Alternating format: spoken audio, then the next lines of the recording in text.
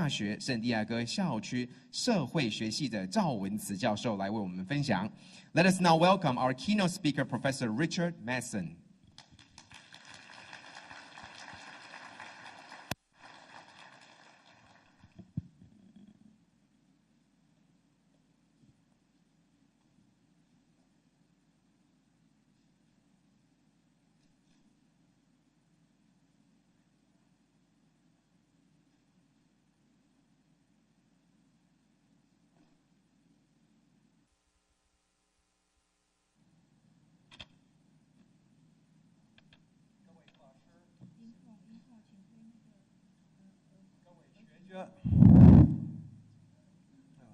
各位师兄师姐，各位贵宾，大家早安。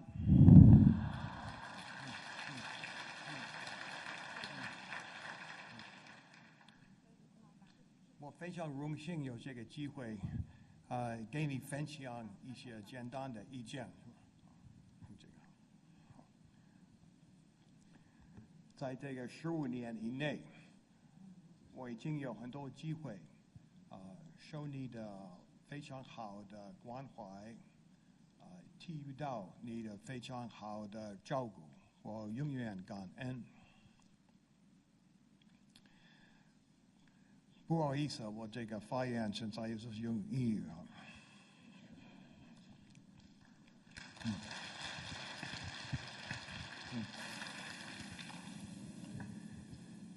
The Buddhist tradition carries with it an enormous treasure house of teachings. The quantity of words in the sutras exceeds those in the Christian Bible and patristic writings. Scholars like myself love words. Our instinct and inclination is to focus on the words and to organize them systematically into theories. But in understanding religions, I think, this may be misleading. Before any theories come stories of actions. The ideas that religions teach are mainly ways of explaining such actions. The Buddha witnesses the inevitability of suffering, leaves his kingdom, goes into the forest, joins a group of ascetics, but then seeks a middle way, sits under a Bodhi tree, and reaches enlightenment. This story of action and its cosmic implications are eventually explained by sutras. Among the many schools of Buddhism, there have been long debates about the relative importance of studying doctrines and performing practices. But actions always carry a surplus of meanings that can never be fully captured by any set of words. Point of view of a scholar of comparative religion like myself, I would argue, practices are the most important. Scholars as well as followers of religions should always be ready to move beyond doctrines to consider the practices that underpin religious life. A general characteristic of Buddhist practices is that they are open-ended, constantly open to revision through skillful means in the light of new circumstances. A dominant metaphor is that of a path. One starts out on a path and strives to stick with it despite adversity, but one can never know at the beginning where the path will lead. The main path in the Mahayana tradition was, of course, the Bodhisattva path, whose main practice was boundless compassion. The practice of such compassion is not simply a means to some end. The practices of compassion are aimed at alleviating the suffering of sentient beings, but the practices are also ends in themselves.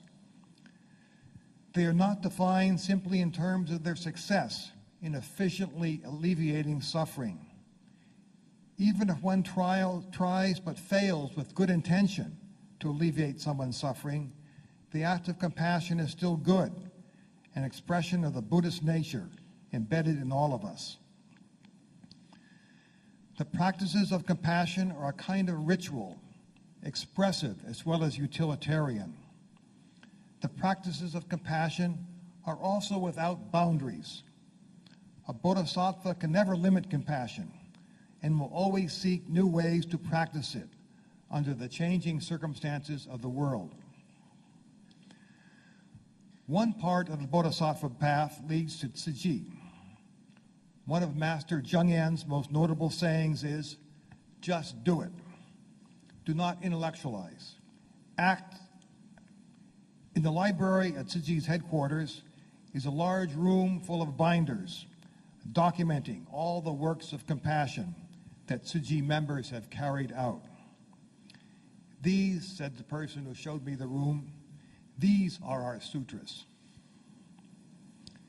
The practice of compassion, fostered through Tzu-chi, follows the Buddhist tradition, but in a modern way. The modernity is in line with the 20th century reforms of Tzu-chi and Yin-chuan, with creative extension and adaptation by Master Zhengyan. The modernity is evident in a kind of purification and professionalization of compassionate practice. By late imperial China, Buddhist practices have become mixed up with the utilitarian, economic, social, and political practices of ordinary life. Buddhist rituals were simply a means of raising money, acts of helping others in the name of compassion were often just a means for gaining social status. Buddhist practices, even if carried out with little or no interior compassion, were often seen as a means to automatically acquire merit. In the minds of social and political reformers in China in the late 19th century, Buddhists had often acquired the reputation of being ignorant or even immoral. The efforts of Tzu-chi and reformers like him were to purify Buddhist practices by separating them from worldly motives of greed, delusion, and hatred. This meant refocusing on the specifically Buddhist character of the practices, differentiating Buddhism from normal economic and political activity. But having achieved, at least partially, such differentiation, Buddhism should re-enter the world, strive to heal the wounds caused by greed, hatred, and delusion, and by eliciting everybody's Buddhist nature, make this world into a loving, caring, pure land. Master Zhengyan, as well as other humanistic Buddhist masters, especially in Taiwan, has further developed this vision by ensuring that Tzu-chi's works of compassion use the most advanced scientific methods and adhere to the highest professional standards in healthcare, disaster relief, education, and environmental protection. At the same time that Tzu-chi is being very modern in this regard, it is adhering to some of the traditional aspects of the Bodhisattva path.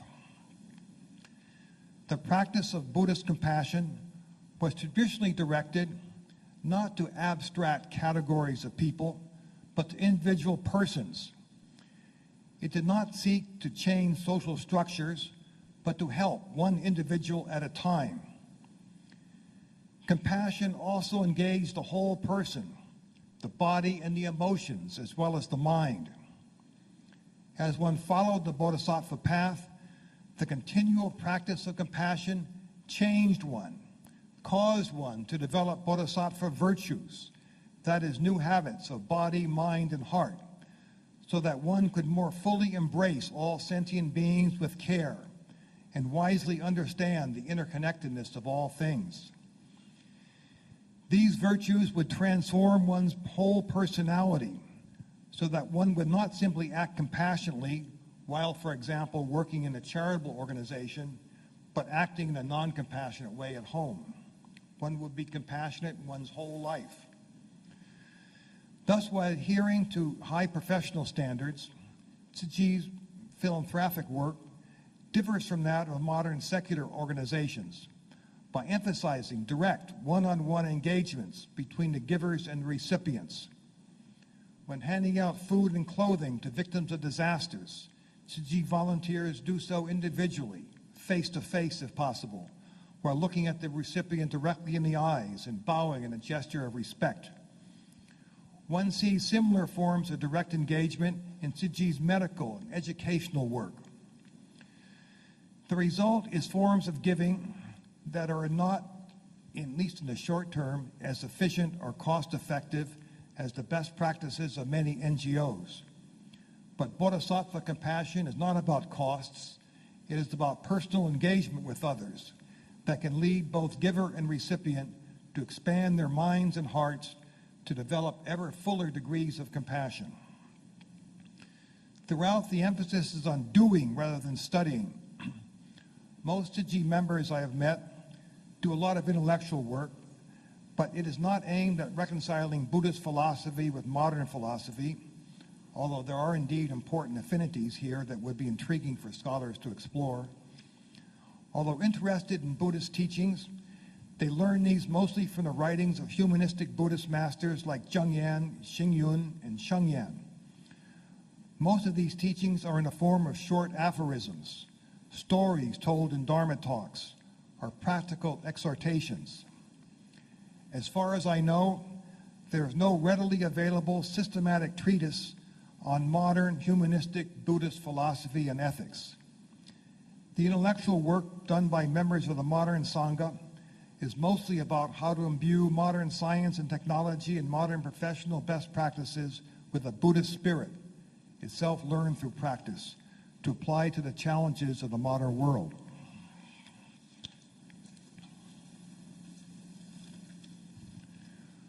One of the challenges is the problem of pluralism, the coexistence of many different religions and ethnicities, which has all too often led to serious conflict. This potential problem, however, is as much a benefit as a liability for Tzu-chi. Although it has become extremely popular not only in Taiwan, but throughout Asia, and indeed around the world, Tzu-chi members are still a minority in the populations there. Tzu-chi could not use its power, even if it wanted to impose its practices on any nation or group. In line with most eras in the Buddhist tradition, the new Sangha presents its practices as invitations rather than prohibitions. What is not generally provided in advice to lay members is an expanded, clear set of rules, like the monastic Vinaya rules, for what one must not do.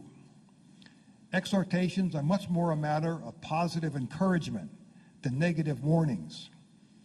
Through various skillful means, they strive to cultivate deepening awareness of the fundamental interconnectedness of reality, to follow a path of cultivating virtues that would enable them to respond to novel situations with great compassion and true wisdom. The predominant ethic is what Western philosophers call a virtue ethic, not the application of complicated moral rules, but a cultivation of expansive moral cells which can be properly motivated and wisely guided to bring healing and enlightenment to suffering beings everywhere. In providing help to others, whether in the form of disaster relief, medical care, educational service, or environmental protection, Tzu-chi absolutely refuses to discriminate on the basis of race, religion, and political ideology. Nor is any effort made to proselytize recipients, although Tzu-chi members would, of course, be happy if people were inspired by their example to join them. They try as far as possible to adapt to the beliefs of their recipients.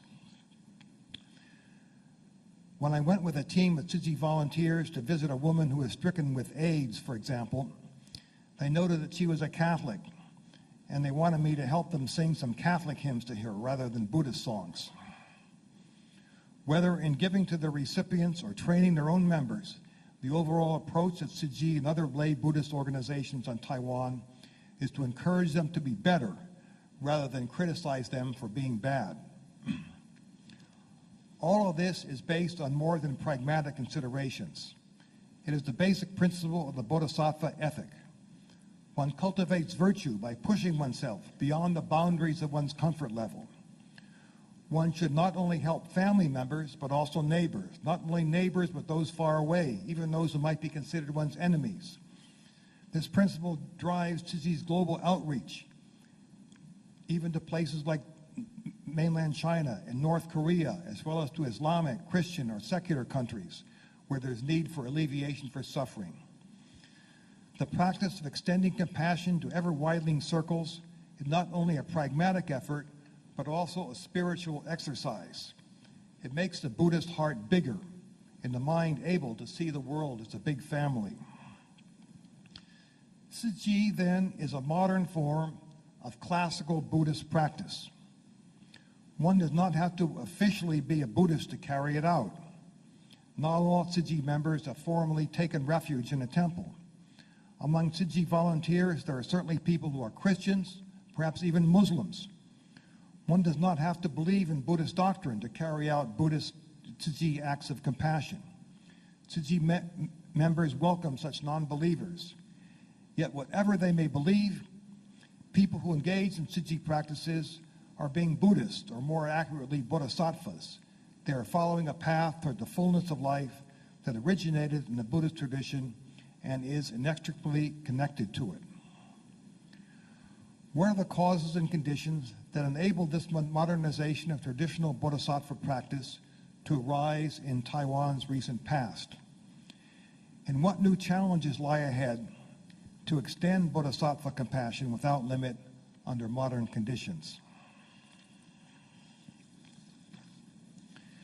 To cultivate, purify, and modernize such practices is generally not possible when people are consumed with the necessity of getting enough food and security for basic survival. The creative development of religious practices generally depends on what the great sociologist of religion, Robert Bellah, has called a relaxed field. That is a space of leisure within which cultural creativity can take place. In much of the past 2 millennia, this meant that ordinary people, pressed with the unrelenting demands of back-breaking farm labor, could not find the social space for cultivating the virtues of compassion except by leaving the family and joining a monastery. Ordinary people usually carried out Buddhist practices with the utilitarian attitude as a means to get merit that might help them get reincarnated into a Pure Land. Monastics were supposed to develop themselves more fully along the path to perfection, and they could earn merit that would be given to ordinary people. But in modern middle-class societies like Taiwan, people are not faced so much with pressing necessities for survival, and they have the freedom to more fully develop the compassionate virtues themselves. Tzu-chi was a response to this new situation. Tzu-chi is first and foremost a lay organization, guided by commitment to bodhisattva compassion and closely connected to the monastic community established by Master Zhengyan. It was Master Zhengyan's genius to create such a vehicle for enabling lay people to develop their minds and hearts along the path of great compassion. The original social basis for this was the presence of a group of middle-aged housewives in Hualien who, though not necessarily rich, had enough economic security and leisure time to devote themselves to the cultivation of compassion. As Taiwan society became more prosperous, there are more and more people in this situation, and more lay people who could take advantage of the opportunities at Tzu-chi and of other lay Buddhist organizations established by other humanistic Buddhist monasteries. Another set of pressures that would have inhibited lay people from cultivating Buddhist compassion was the restrictions on association imposed by the martial law regime. When this was lifted in 1987, there was new freedom for many more people to seek Buddhist cultivation. Membership in Tzu-chi and other lay organizations grew exponentially. Even as the relaxed field of relative freedom from economic necessities and political constraints opened new opportunities for lay people to follow the bodhisattva path without becoming a monk or a nun, these freedoms were creating spiritual needs that made a bodhisattva path more attractive. People in Taiwan no longer had to worry about basic needs like food and shelter. But global advertising and all the other institutions of an open consumer society constantly created new needs insatiable needs based on the artificially stimulated desires of modern capitalist economies. Without a way to regulate these desires, to set reasonable priorities among them, many people face constant anxiety and face the prospect of meaninglessness. The opportunities for cultivation offered by Tzu-chi offer a way to achieve ultimate meaning and to heal anxiety. The very demeanor of volunteers one meets at a Tzu-chi event is remarkably serene. The activities they undertake are meticulously and harmoniously ordered. The atmosphere is like that of a monastery, but without so many of the complicated Vinaya rules. The Buddha's middle way does not negate the beautiful and good benefits of a developed society, but it puts them in perspective. The Tzu-chi halls, like this one, are ordained with beautiful flowers and artifacts. The uniforms of Tzu-chi commissioners are simple but elegant. At Tzu-chi venues, high-quality tea is served in porcelain cups. When rebuilding houses destroyed in natural disasters, Tzu-chi ensures that the houses are airy and comfortable. When giving out aid to victims of disasters, Tzu-chi volunteers include not just food and water, but attractive clothing and other material accoutrements of a gracious way of life. The predominant effort is to affirm the benefits of modernity while curtailing the runaway desires that cause suffering. Besides benefiting from economic freedom while helping to curb its excesses, Tzu-chi benefits from Taiwan's political freedom while providing a partial refuge from its troubles. Taiwan's transition to democracy has provided the opportunity for Taiwan to grow, but that democracy often leads to a cacophony of angry voices and sometimes seems headed for chaos. Tzu-chi stays away from partisan politics, and the harmonious order of its activities provide a healing respite from the greed, delusion, and anger often provoked by contentious politics. At the same time, the virtues of generous compassion that Tzu-chi cultivates help to engender the wisdom that citizens need to take a responsible role in democratic life. Tzu-chi and the other humanistic Buddhist organizations thus give lay people a space to escape the troubles of late modernity, but not to escape completely.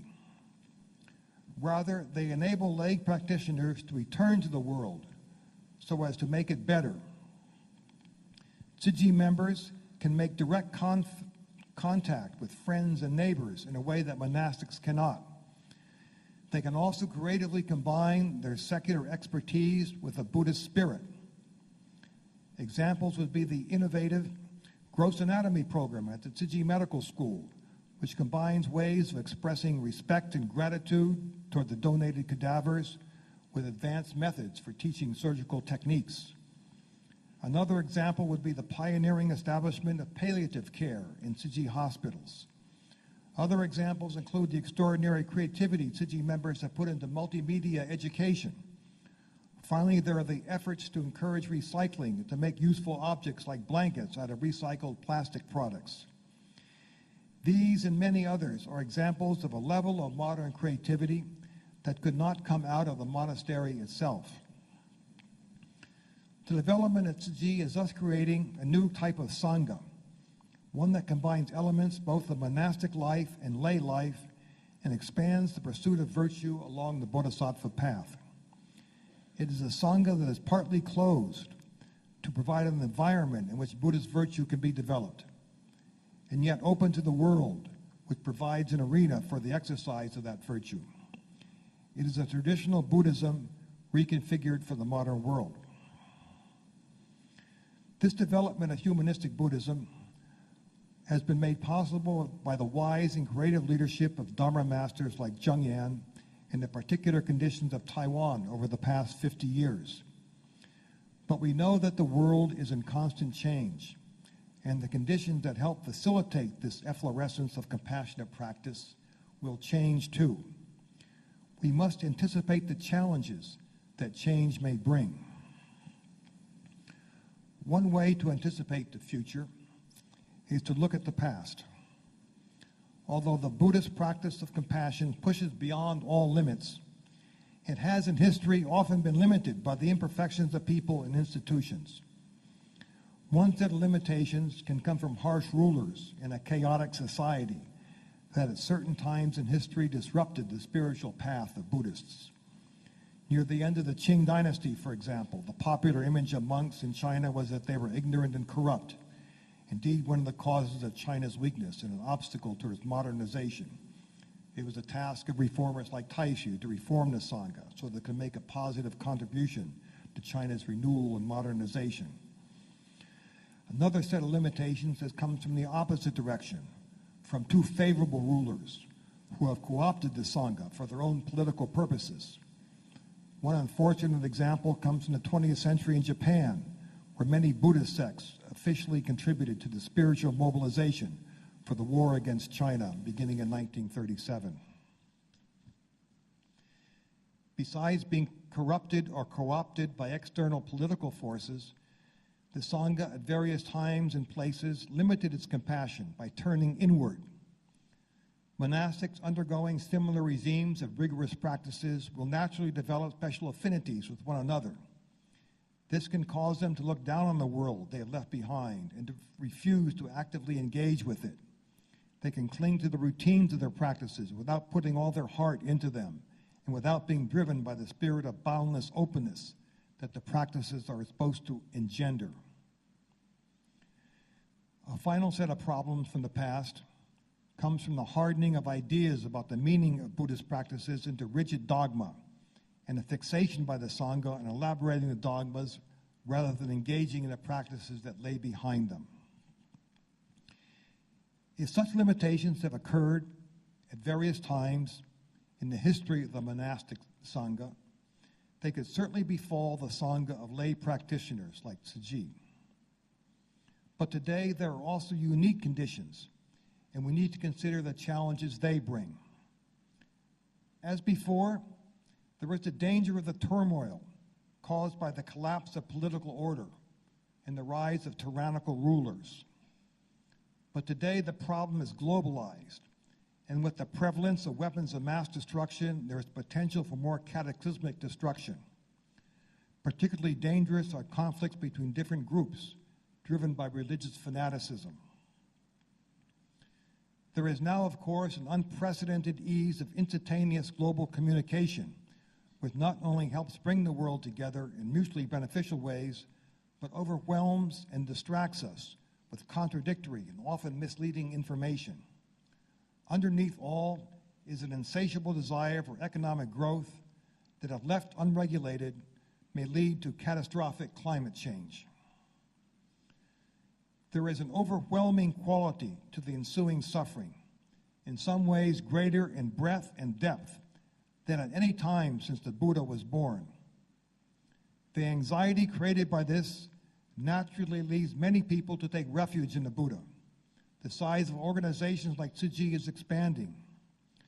But because of the scope of troubles in the world, the desire for refuge can become a wish to wall oneself off from the turbulent world, rather than to extend compassion to where it is needed the most.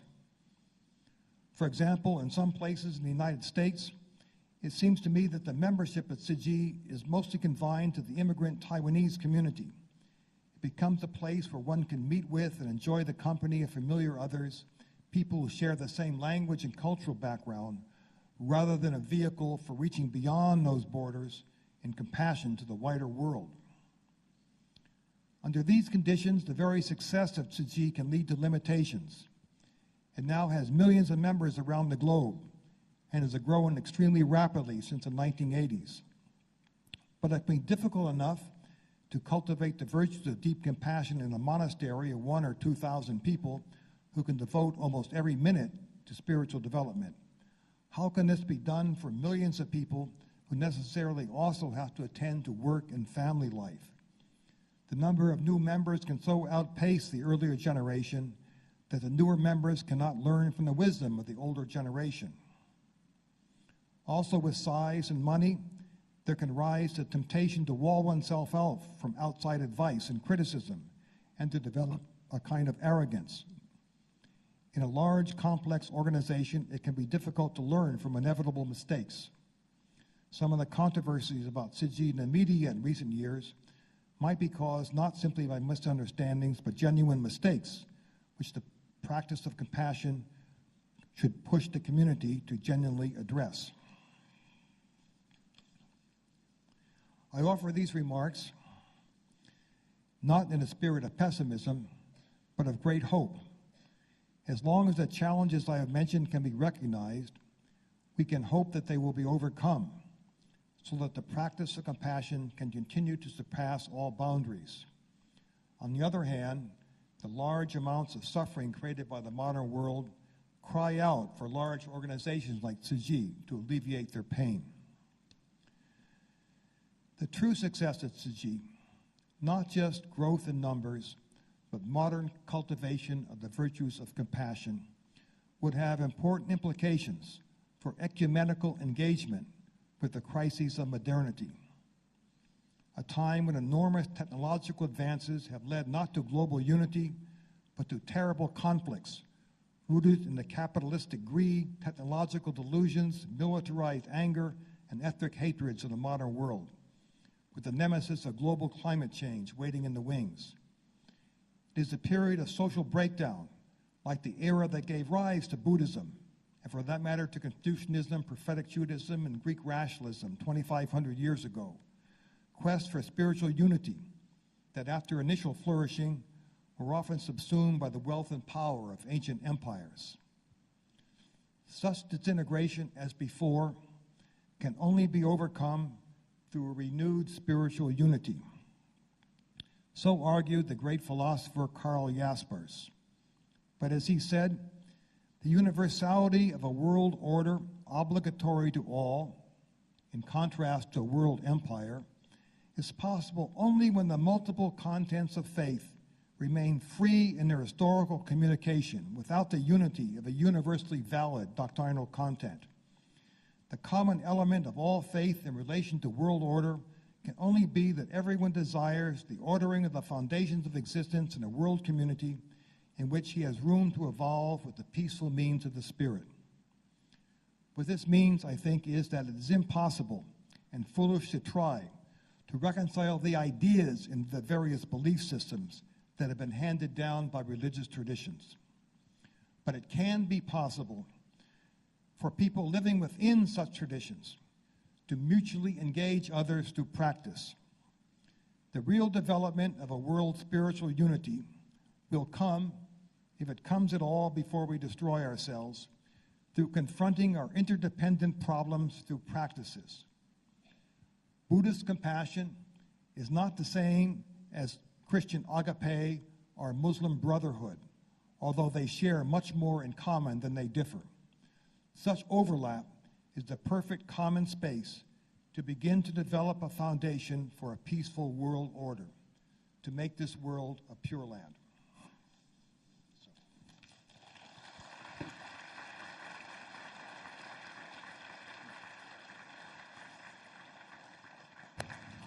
感恩赵文慈教授，的确从文字与行动、思想与实践、修心与修行，都是在慈济宗门菩萨道上不可或缺。我们再一次的感恩赵文慈教授的指导。